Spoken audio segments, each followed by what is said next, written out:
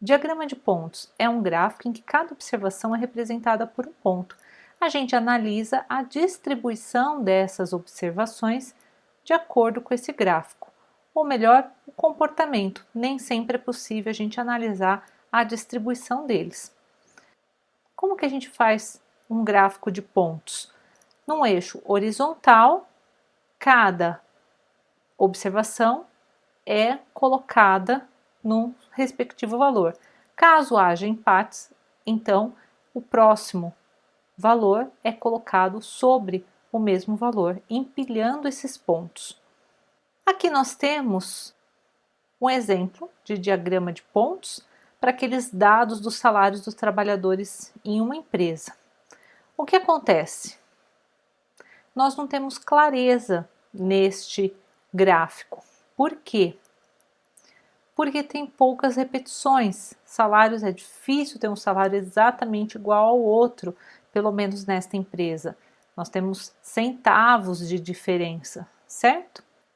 Então, quando os dados são contínuos, o gráfico é bastante preciso. Cada pontinho aí está representando uma observação, mas ele não é claro. O que acontece aqui? Nós desconsideramos a última casa dos centavos, né? Então, uma diferença aí de até 9 centavos. Neste caso, já começou a ficar um pouco mais claro esse gráfico. Se a gente ainda desconsiderar por completo os centavos, então a gente tem este gráfico aí. Aí a gente já começa a ter uma noção do comportamento dessa variável que é os salários dos trabalhadores em certa empresa. Aqui também a gente tem o mesmo gráfico, o mesmo arredondamento, mas nós temos as cores aí por sexo. Então, mostrando que nessa empresa os salários das mulheres são muito menores do que os salários dos homens. Histograma. O histograma é formado por barras adjacentes, ou seja, barras grudadas, barras lado a lado coladinhas, tá? As alturas são proporcionais às densidades das classes e as larguras são as amplitudes das classes. Então, diferente de um gráfico de barras normal, em que a largura não importa, aqui sim a largura importa, representa a amplitude das classes. Os dados, nesse caso, precisam estar em classes, então eles precisam ser contínuos ou discretos. Quando discretos, eles precisam estar agrupados em classes. Então, por exemplo, quando é uma variável com muitas observações, como eu já dei o exemplo quando a gente construiu a tabela de frequência, a idade. A idade, às vezes, a gente tem uma ampla classe aí de observações, então a gente agrupa em classes e constrói o histograma ao invés de gráficos de barras, ok? Mas, em geral, ele é utilizado para variáveis aleatórias contínuas. Aí tem um exemplo de um histograma. Então, o que é a tal da densidade ou densidade de frequência? A densidade é a frequência dividido pela amplitude da sua classe. E a densidade, considerando aí frequência relativa, a gente denota por DRJ, ela é a frequência relativa dividida pela amplitude da classe. O que a gente prefere? A gente prefere utilizar a frequência relativa dividida pela amplitude da classe. Por quê? Porque quando a gente utiliza esta densidade de frequência, a gente tem a área do histograma igual a 1, certo? E vocês vão ver que isso é bastante útil quando a gente quer comparar com uma densidade. E, como vocês já viram, uma densidade também integra 1, também tem área embaixo da curva igual a 1. Então, qual que é a utilidade? A gente consegue comparar um histograma com um possível modelo, com uma possível distribuição, sendo que elas estão aí na mesma escala, a escala de integral 1, certo? Então, aí eu tento ajustar uma densidade a este histograma de algum modelo, por exemplo, lembra aí um pouquinho a distribuição normal, então eu ajusto isso daí, como ela integra 1, se eu utilizar a densidade relativa de frequência, ou a densidade de frequência relativa, então eu tenho aí uma comparação justa, senão não é possível comparar visualmente. Então, como eu disse, essa daí nos dá a área do histograma igual a 1. Aqui nós temos também o caso dos trabalhadores de uma empresa, e aí o histograma desses dados, tudo em azul, mas aqui nós temos também por divisão de sexo. E a curva que tem aí, né, mais sombreada, ela representa a densidade ajustada para cada um dos sexos, feminino e masculino, ok? E o número de classes que a gente deve utilizar para a construção de um histograma é livre? A gente viu que existe aí a regra do quadrado para isso. A gente também pode adotar um número de classes conveniente, certo? Mas é recomendado que a gente utilize uma regra cientificamente embasada, tá? Como, por exemplo, a que a gente viu, a regra do quadrado. Ou então que a gente fique próximo a isso, certo? Às vezes a gente precisa de alguns ajustes por conta de interpretação, por conta de apresentação dos resultados, tudo, mas que fique próximo a isso. E é recomendado que as classes tenham a mesma amplitude, ok? No caso aí, nós temos o mesmo conjunto de dados dos trabalhadores de uma empresa para diferentes classes. Então, K igual a 5, K igual a 11, K igual a 20 e K igual a 40. Os gráficos anteriores, eles utilizaram a regra de Sturges para o cálculo do número de classes. Aqui nós colocamos outros exemplos para mostrar quão diferente é o visual de um e de outro. Por exemplo, com K igual a 5, um número pequeno de classes, se não me engano esse número pela regra de Sturges é 12, a gente não consegue perceber muito os blocos feminino e masculino, que até então a gente não sabe por que tem essas duas classes modais aí, certo? Conforme a gente aumenta um pouco o número de classes, já é perceptível isso. Se a gente aumentar muito o número de classes, já começa a deformar aquele visual. Então já começa a se parecer com um gráfico de pontos mais rústico, menos arredondado aí dos dados, ok? Então é bom que a gente saiba ponderar isso daí. Medidas descritivas a partir do histograma. Quando que a gente deve utilizar um histograma para calcular as medidas descritivas, média, mediana e moda? Quando nós não temos os dados brutos. Aí sim nós utilizamos isso. Por exemplo, os dados que necessariamente são coletados em intervalos de classes. Quando construímos tabela de frequências em classes, discutimos já um pouco isso, certo? Neste caso, dos dados já coletados em classe, não temos os dados brutos. Então, por exemplo, para a média, já vimos que ela pode ser aproximada por essa expressão. A frequência da classe vezes o ponto médio da classe, soma isso para toda a classe e divide por n a quantidade de dados, ou seja, a soma dessas frequências, certo? Aqui, então, usamos a mesma coisa. Se nós temos o histograma dos dados e queremos obter as medidas descritivas, pelo menos a média, fazemos dessa forma. Para a mediana nós podemos fazer de duas formas, ou muitas outras, mas duas formas que nós vamos aprender agora. Uma delas é procurar a classe que contém a mediana. O que isso significa? Bom, significa que você tem certeza que 50% dos dados estão naquela classe, tá? Então, por exemplo, aqui, neste caso, nós temos na primeira classe 28%.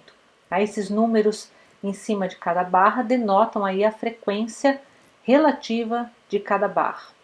Então, a gente tem 28%. Bom, a gente ainda não atingiu a mediana, porque a mediana é um dado ou um valor entre dois dados que atinge os 50% da amostra, certo?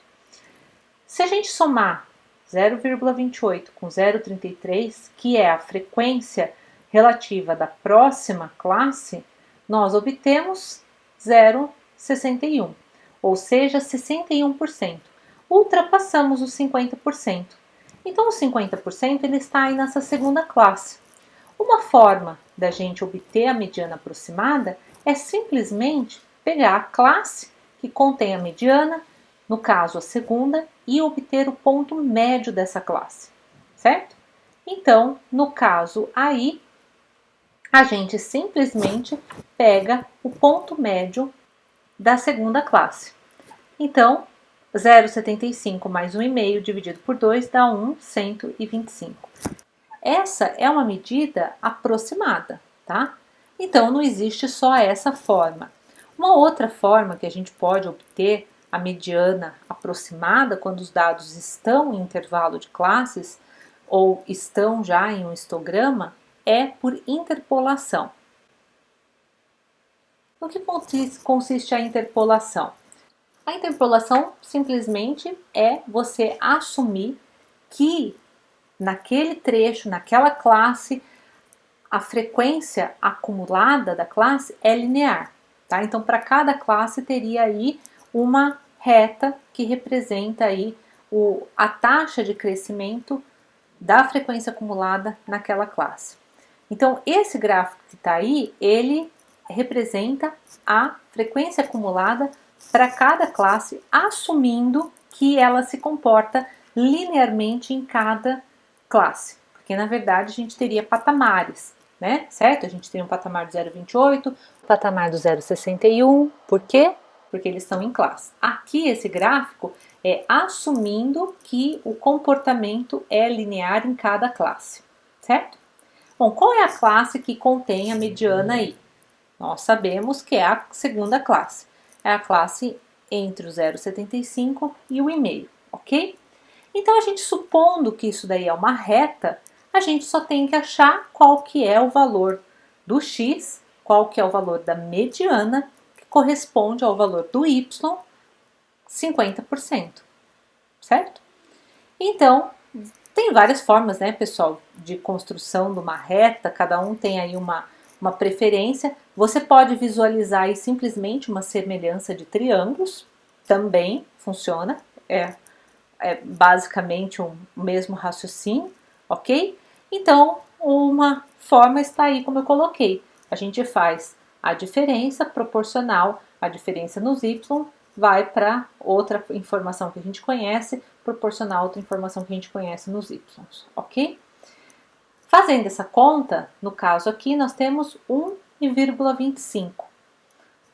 Deu diferente, lá era 1,12, aproximadamente 1,13, certo? Aqui deu um pouco maior, por quê? Porque a gente detecta aí, né, que 0,50 está mais próximo do 0,61 do que do 0,28, que é o início dessa classe, certo? Essa classe começa a acumular frequência no 0,28 e depois termina no 0,61, certo? Então, essa é a ideia da interpolação. Repetindo, as duas são aproximadas, tá? As duas fornecem aproximações para a mediana. A gente não tem como saber exatamente o valor da mediana nesse caso, ok? E a moda? Uma forma da gente falar em moda quando os dados estão em classe ou quando a gente tem um histograma deles é simplesmente falar em classe modal. Então, eu falaria que a classe modal aí varia de 0,75 a 1,5. Ou então, uma forma da gente aproximar a moda é como está desenhada aí nesse gráfico, certo? Então, esse daí seria um possível valor para a moda, que nesse caso aí seria um valor muito próximo do 1, ok? Um gráfico bastante útil para a gente analisar o comportamento da distribuição das observações é o box plot.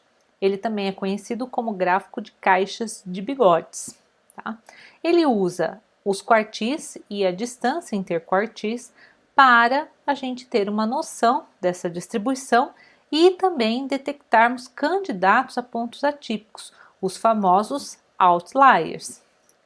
Esse daqui é um box plot e seus elementos. Então, nós temos uma caixa, essa caixa pode estar tanto na horizontal quanto na vertical. Nós temos esta linha mais forte que está em algum lugar do corpo da caixa, ela representa a mediana. Os extremos da caixa, ou seja, o tamanho dessa caixa, no caso aí nessa posição desse box plot, nós temos a largura da caixa, são dados pelos Q1 e Q3, primeiro quartil e terceiro quartil. Os pontos marcados com asteriscos são os considerados outliers nesse caso, e a gente vai ver como que eles são detectados, certo?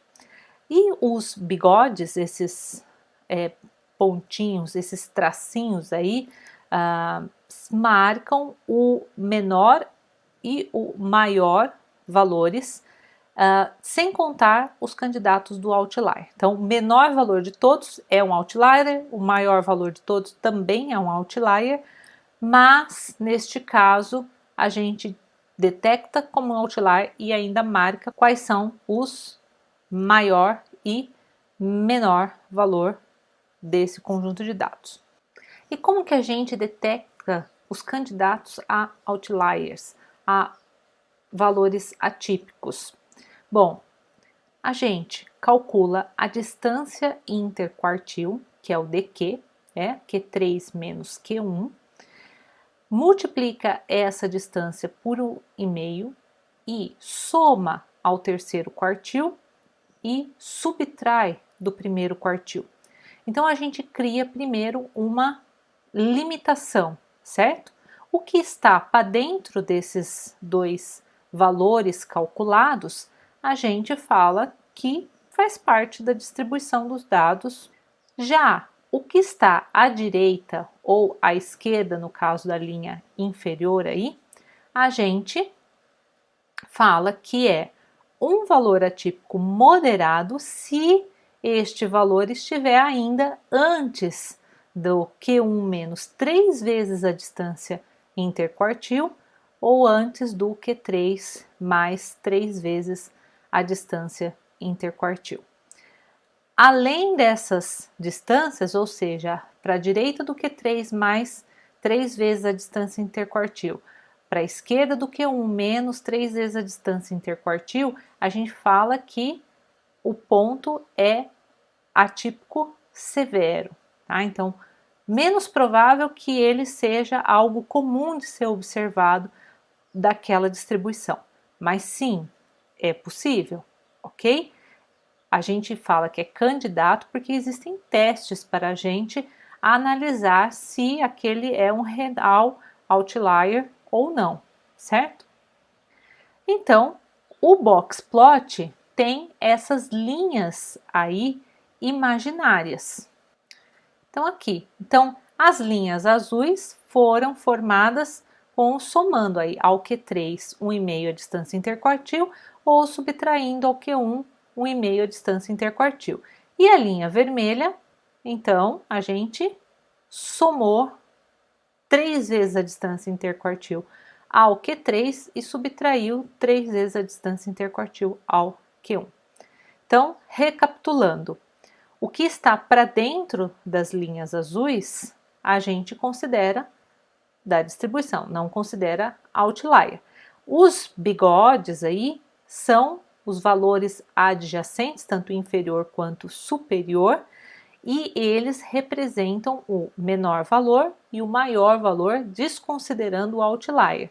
Então, você tinha uma observação aí que é um outlier severo, no caso aí para a direita do Q3. Depois você tem um outlier moderado e o próximo maior valor desse conjunto de dados é esse valor adjacente superior aí representado por esse bigodinho.